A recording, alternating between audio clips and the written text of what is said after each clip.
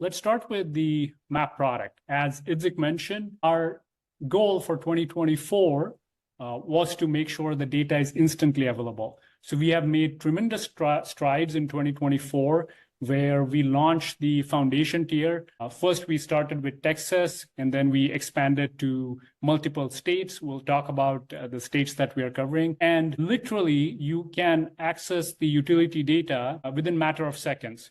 So instead of me just talking about how cool it is and how easily you can access, let's jump onto a quick demo.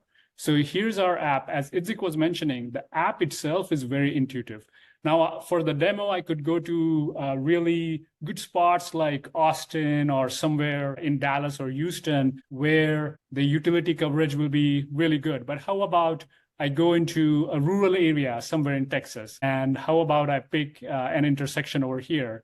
And let's quickly create a project just to let audience know what type of ease of use, first of all, with the product is, and how quickly you can get the information. So here, a random polygon that I've drawn and given it a name. And within a matter of seconds, in a rural area like this, if I go to Austin or any metropolitan city, I'll get even better coverage. But look at this. We can find out lines who are the utility owners. We can find out what is the location.